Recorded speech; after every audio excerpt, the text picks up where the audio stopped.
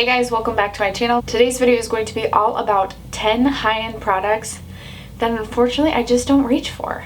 I originally saw this video done by Jessica Braun or Jam Beauty 89, so I will leave her channel linked down below, but I thought it was a really neat video idea because there are definitely high-end products in my collection that I just don't find myself using, and that's such a bummer because you go out and you spend all this money on these makeup products just to not use them.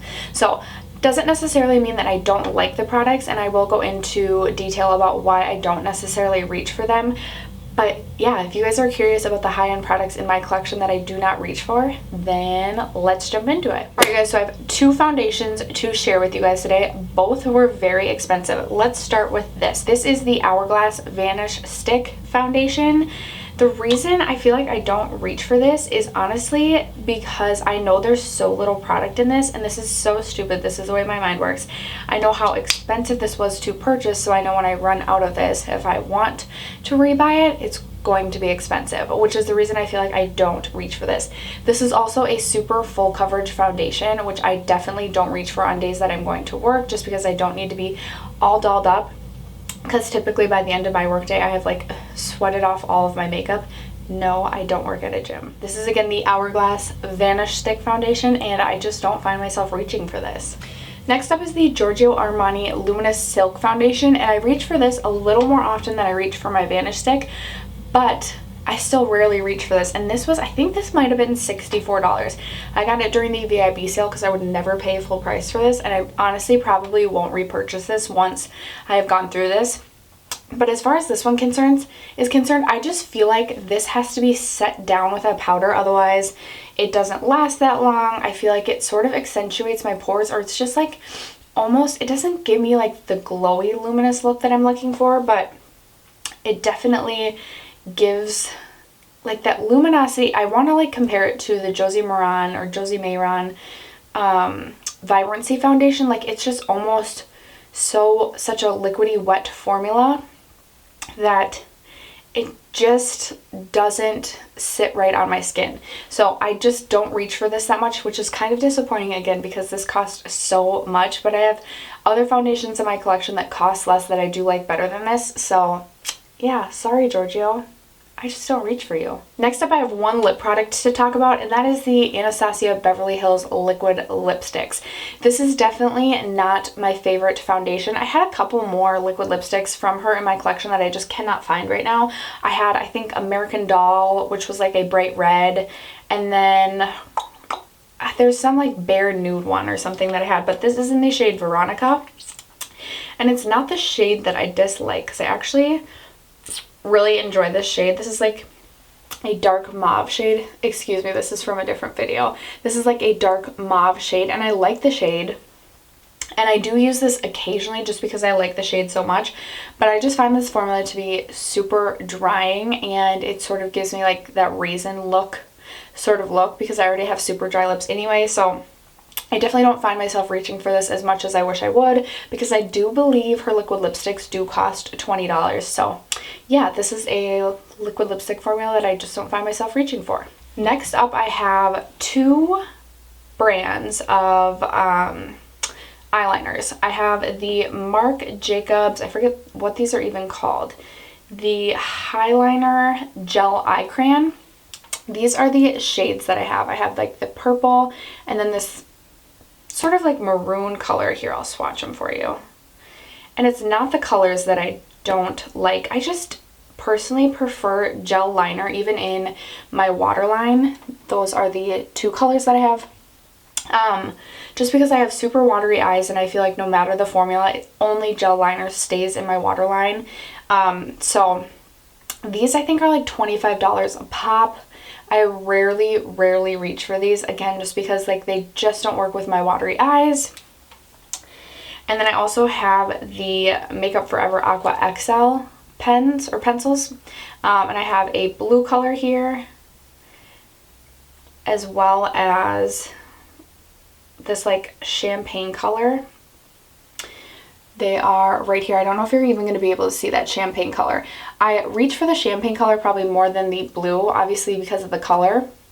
But again, I just don't reach for these because, again, I don't find the formula to stay in my eyes, and it's not a bad formula. I really do like the formula of both of these pencils. For some reason, I just can only really use a gel eyeliner in my waterline if I want it to stay all day. If I'm just doing a look to like film really quick, I will use these, but if I'm going somewhere and I want the eyeliner to actually stay in my waterline, then I have to go with a gel liner. Is anyone else like that?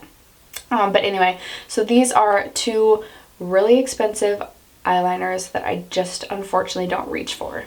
Next up, I have a face palette that I don't reach for, and this is the NARS Narcissist face palette. This is the one that has the like highlight and contour shade, the Laguna bronzer, and then some different like blushes. I think they call this like a blush topper. The reason I don't reach for this, I feel like, is because one, I have liquid Laguna bronzer, which I prefer better than the powder, and two, I just find that these are pressed so firmly that you have to like really dig your brush in to get any pigmentation, but then I always dig mine in too much and end up with too much pigment. I don't mind this really light pink shade. I actually think it's really pretty, and I will use the Laguna bronzer from time to time, but I definitely have other face palettes or even just face single products that I prefer more than this palette, which is such a bummer because it wasn't cheap. Next up, I have a highlighter, and it's actually just in the pan form because it fell out of its packaging. I don't know if I can even get it out. There we go. Okay, this is the Ofra highlighter in Gross. The glue is gross. Okay, this is the Ofra highlight in, I forget, it's not Beverly Hills, Rodeo Drive. So this is the really gold highlight, and I feel like the reason I don't reach for this one is because it is literally, I don't know if you can see, such an intense highlight. That was just like a finger swipe. But I typically tend to go towards more like pinky highlights as well, and then I also have to keep this in, oh, I would have been devastated if that fell. Anyway, I have to keep it in sort of like a, this is my Makeup Forever, kind of like a Z palette, and I just never reach for this in general. I'm about to talk about another product that I have in here that I don't reach for simply because it's just in this, and I don't always just pull this out. I should just get better about pulling out my self-made palettes, but anyway, so that is a highlighter that I do not reach for. Next up, and it's in this palette, is my Makeup Forever blush shades. And for these, it's simply because it's in this palette and I need to just be better about pulling this palette out, but I never reach for these blushes, and they're really, really pretty. It's such a great formula, and I need to just pull this out and use it more. But do you guys do that? Do you put things in like a Z palette or something and then end up not pulling out your Z palette, or is that just me? Stupid, because we actually make ourselves our own Z palettes, or like our own palettes that we make ourselves. We choose the colors that we want, so you'd think we'd reach for it more, but for me, that is not the case, unfortunately, and it should be. Alright, and finally I have two palettes to talk about. The first is the Sephora Pro palette, and I have the editorial palette. This was $68, and I'm still really happy that I have this in my collection, and the only reason I don't reach for it has nothing to do with the formula. It just has everything to do with the fact that this is a very colorful palette that intimidates me, and I just, you know, haven't had the guts to bust out into these colors. I know there are some like shimmers up here and some like duochromatic shades or iridescent shades that I could play around with that aren't as intimidating, but yeah, I haven't found myself reaching for this palette yet, simply because I'm still learning how to even blend my eyeshadow, let alone play with bright colors like that. Again, super happy to still have this in my collection, but it is just something I paid a lot of money for that I never reach for. And then finally, I have the Natasha Denona Lila palette to talk about. This is another one of those products that I feel like I don't reach for because I know if I have to replace this, which I never should have to replace because the pan sizes are so large, but I know if I have to replace this, it's going to be really expensive. So that's just like stupid that my mind works that way, but this is what the inside looks like. It's such a beautiful, fun palette. I absolutely love this palette, love having it in my collection, love the way all the eyeshadows perform, but I just don't reach for it, and it's so stupid. Alright guys, those are the 10 high-end products in my collection that I personally do not find myself reaching for. Definitely let me know in the comment box below what items you have in your collection that you paid a lot of money for that you just don't find yourself reaching for. I am definitely curious to know. If you haven't already subscribed to my channel, don't forget to do so before you go. And other than that, I'll just see you in my next video. Bye!